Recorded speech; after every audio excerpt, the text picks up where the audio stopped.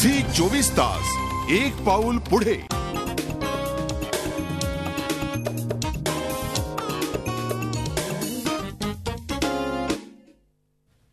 नाटकांचा बदलता स्वर याविषयी आपण चर्चा करतो आहोत. अशोक पाटोळे जी ब्रेकवर जाण्यापूर्वी जो मुद्दा आपला सुरू होता की पुरस्कार जास्त मोठे होत आहेत का नाटकांना? नाही, सुधीर भटांनी जे म्हटलं की पुरस्काराचा प्रभाव पडतो, बुकिंगवर प्रभाव पडतो, किंवा रवींद्रजींनी म्हटलं की परीक्षकांमध्ये सुद्धा दुमत असू शकतं किंवा परीक्षक कुठल्या काळातले आहेत ह्यावर त्या पुरस्कार कुठले कोणाला दिले जातात हे अवलंबून असतं. तर माझं असं म्हणणं आहे की स्पर्धा संयोजकांनी आपली नियमावली नीट पाहिजे. ते आजच्या काळाला धरून आहे का? ते एखाद्या विषयावर आता सध्याच्या एखाद्या समस्येवर लिहिले का? किंवा त्याची ती भाषा कशी असतील निकष ठरवण्याचा अधिकार त्यांना आहे, पण ते जाहीर व्हायला पाहिजे. वर्गीकरण केलं पाहिजे आणि त्यानुसारच त्या नाटकांचं परीक्षण केलं पाहिजे असं मला वाटतं. बिलकुल. दुसरा जो मुद्दा आपण पुढे नेऊया ही चर्चा की नाटक हे एक सॉफ्ट टार्गेट झालं असं तुम्हाला वाटतं का? की पहिल्यापासूनच ते होतं, म्हणजे नाटकाविषयी कुणीही बोलतं, काहीही बोलतं, सिनेमांविषयी सुद्धा हे आपल्याला बघायला मिळतं. तर सध्याच्या नाटकात विशेषतः जी जुनी पिढी आहे, परीक्षकांच्या बाबतीत सुद्धा जसं मगाशी रवींद्रजी म्हणाले त्यानुसार की परीक्षकांनी नवी नाटकं, नवे विषय येत असतात, प्रेक्षक सुद्धा नवे येत असतात. अशा बाबतीमध्ये सध्याची नाटकं अधिकाधिक बोल्ड होत चाललेली आहेत. जसं तुमचं नाटक आहे, बोल्ड नाटकं होत चाललेली आहेत. त्याच्यामुळे नाटकांचा दर्जा घसरतोय अशी एक सोयीस्कर समजूत जुने जे प्रेक्षक आहेत त्यांच्याकडून होऊ शकते असं तुम्हाला वाटतं? नाही, होऊ शकते ना तशी तक्रार. काय आहे, पण प्रयोग करत राहिला नाही तर तुम्हाला कळणारच नाही की रंगभूमीची निकड काय किंवा प्रेक्षकांची मानसिकता काय. काळानुसार प्रेक्षक बदलत जातोय. नाटक हे सॉफ्ट टार्गेट लोकांनी का केलेलं आहे हे मला कधी कळलं नाही. तुम्हाला चित्रपटामध्ये सगळं काही चालतं, पण नाटकात खटकतं. नाटकामध्ये नुसतं बोललेलं तुम्हाला चाललं नाही, चित्रपटात तुम्ही सगळं बघता आणि सहकुटुंब सहपरिवार बघता, तेव्हा तुम्ही कसे वागता. म्हणजे हा जो दांभिकपणा आहे नाटकाच्या बाबतीमध्ये तो चुकीचा आहे असं मला वाटतं.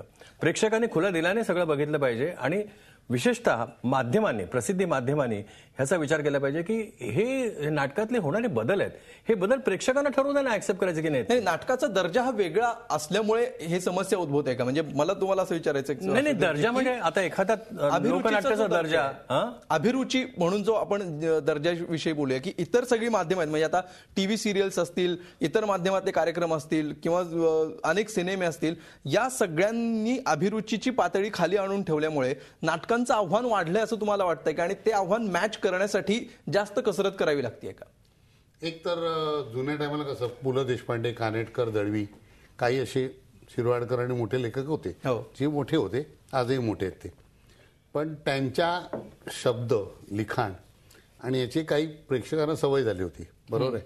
आता नवीन आलेली पिढी ही थोड्या उड्या मारल्या किंवा काय अशा पद्धतीचे विनोद वर्कआउट जास्त होतात कधी कधी. आता जुन्या टायमाला काही नट असे होते की स्वच्छ, म्हणजे पहिल्या रांगेपासून शेवटपर्यंत स्वच्छ बोललेलं कळायचं. आता पहिल्या रांगेत सुद्धा कळत नाही काय बोलतायत ते, आणि तरी पण लोक हसत असतात. म्हणजे हा अभिरुचीचा मुद्दा आहे, अभिरुचीचा प्रश्न आहे. आणि कशामुळे आली तुम्हाला वाटतं? म्हणजे इतर सगळ्या माध्यमातून ही काय होतं, मला जरी किती अक्कल असली आणि मला माहिती असलं ना तरी पटकन 10 माणसांसमोर मी बोलू नाही शकत, कळलं का?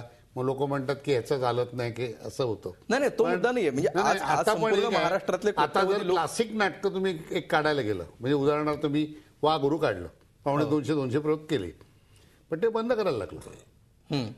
तुम्हाला कळलं का? पण त्याचा वर्ग आजच्या जो प्रेक्षक वर्ग आहे त्याच्यात 5 ते 10% आहे.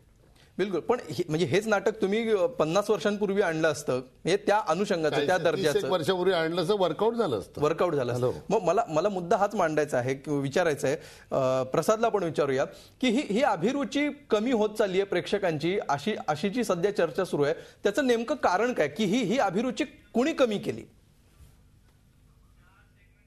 नाही, कसं ह्याचं नेमकं कारण किंवा याचे नेमकी जबाबदार माणसं कोण आहेत किंवा काय असं सांगणं फार अवघड आहे.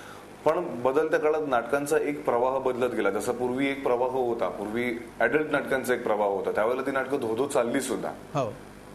मग त्याच्यानंतर आजही आपण चर्चा करताना असं म्हणतो की ती वेगळ्या दर्जाची नाटकं होती. मग परत एक कौटुंबिक नाटकांची लाट आली, त्याच्यानंतर आता एक जी विनोदी नाटकांची लाट आली आहे, त्याच्यामध्ये खरंच असं होत आहे काही ठिकाणी की प्रासंगिक विनोदांपेक्षा अंगविक्षेपांवरती जास्त भर दिला जातोय. आणि आता ह्याला काय योगायोग म्हणावं की प्रेक्षकांची पसंती काही प्रमाणात त्याला मिळताना दिसते सुद्धा आहे आपल्याला. त्यामुळे याला नेमकं जबाबदार कोण, म्हणजे नाटक सादर करणारे का बघणारे, हे ठरवणं खरंच फार अवघड आहे. बिलकुल. रवींद्रजी, तुम्ही काय सांगाल, ही अभिरुची फक्त नाटकाच्या बाबतीत कमी होते असं तर आपण म्हणू शकत नाही. ती जर होत असेल तर ती सगळ्याच बाबतीत होत असेल.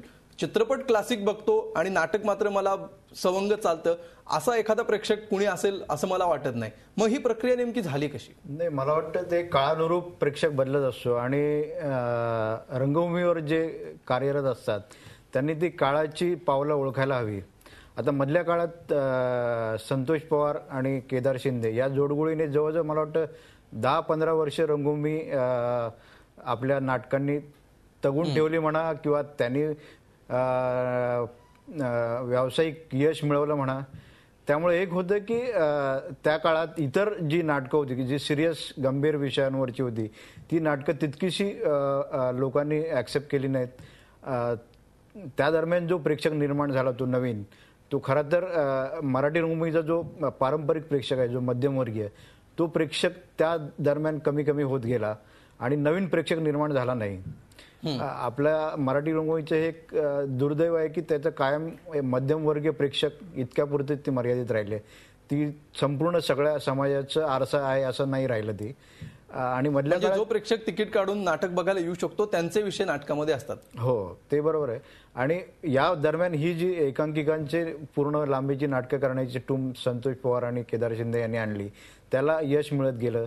ती नाटकं खूप दर्जेदार होती असं नाही, पण त्याने जो एक नवीन प्रेक्षक वर्ग निर्माण केला त्यांनी काही काळ रंगभूमी तगवली, म्हणजे व्यावसायिकदृष्ट्या, असं मला वाटतं.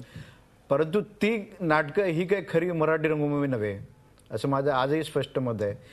पण व्यावसायिक यशाच्या निकषावर मोजायचं तर त्यांना त्याचं श्रेय द्यायला हवं. त्यानंतर पुन्हा एकदा मराठी प्रेक्षक चांगल्या गंभीर विषयाच्या किंवा ज्याच्यात आशयपूर्ण असं हे विषय मांडलेले आहेत त्याकडे वळला. आणि आजची परिस्थिती मला वाटतं निश्चितच आशादायक आहे, कारण यावर्षी खूप चांगली नाटकं आहेत. म्हणजे 7-8 नाटकं तरी नक्कीच चांगल्या विषयाची, विविध विषयांची आणि आशय सादरीकरण सगळ्या बाबतीत उत्तम नाटकं आलेली आहेत असं मला वाटतं. बिलकुल. अशोकजी, तुम्ही काय म्हणाल या बाबतीत? एकीकडे म्हणजे हे दोन्ही मुद्दे आपल्या चर्चेत येतात. आत्ता जो आपण मुद्दा चर्चेला, जसं सुधीरजींनी सुद्धा सांगितलं किंवा रवींद्रजींनी सांगितलं की हा बदलत्या पिढीचा महिमा आहे म्हणा किंवा ती अपरिहार्यता आहे म्हणा, काही म्हणा, पण ही आपली अभिरुची जी आहे प्रेक्षकांची ती कमी होत चाललेली आहे. दुसरीकडे लता दिदी असं म्हणतात, जरी त्यांचा शब्दशः तो पुरस्कार आणि त्याला परीक्षक नेमले होते की नव्हते हा मुद्दा जरी आपण बाजूला ठेवला, टेक्निकल मुद्दा, तरी सुद्धा पुरस्कार देण्याच्या पात्रतेचं नाटक नाही असं त्या म्हणतात. असं मत असणारी जो वर्ग आहे त्यांचं मत सुद्धा या बाबतीत मग एक प्रकारे योग्य आहे असं आपण म्हणू शकत नाही का? नाही. आता हे बघा, अभिरुची बदलत चालली किंवा कमी होत चालली असं म्हणण्याचं काही कारण नाही. प्रेक्षकांची अभिरुची ही अभिरुची नेहमीसारखीच असते. तुम्ही त्यांना जे दाखवाल त्यातलं त्यांना जे उत्कृष्ट वाटेल त्याला ते गर्दी करतात, ते बघतात. आता जी नाटकं आलेली आहेत ती नाटकं बघणारे प्रेक्षक काही अभिरुचीहीन नाही आहेत. तर चांगला प्रेक्षक येतोय, चांगल्या दराची तिकीटं काढून येतो आणि भरभरून दाद देतो. मग त्यांची अभिरुची कमी झाली, अभिरुची बदलत जाते, नाही असं नाही.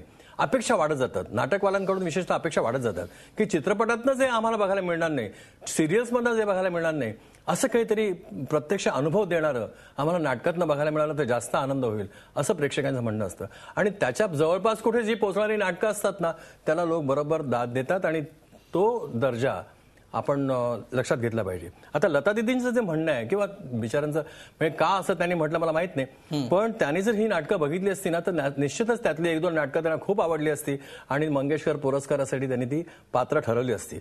पण दुर्दैवाने ह्या खेपेला मला वाटतं त्यांनी परीक्षक मंडळ नेमलं नाही की काय. बरं, जर नेमलं असेल तर ते कोण परीक्षक होते आम्हाला त्यांच्याकडून कळू दे ना. म्हणजे कुठल्या प्रकारची नाटकं मंगेशकर पारितोषिकासाठी योग्य ठरू शकतात हे आम्हाला कळलं. पुढल्या खेपेला आम्ही त्या पद्धतीची नाटकं सादर करू. बिलकुल. याविषयीची चर्चा आपण सुरू ठेवूया. पुन्हा एका ब्रेकची वेळ झालेली आहे. या वर्षातल्या नाटकांचा जर आपण विचार केला तर सध्या मागच्या 1-2-3 वर्षामध्ये आलेल्या नाटकांविषयी आपल्या सगळ्या पाहुण्यांना काय वाटतंय, त्यातली कुठली नाटकं उत्तम होती असं त्यांना वाटतंय, कुठल्या नाटकाला ते 35 मार्क देतात, कुठल्या नाटकाला 100 मार्क देतात, हे आपण त्यांना विचारूया. एक ब्रेक घेऊया आणि ब्रेक नंतर ही चर्चा आपण सुरू ठेवूया.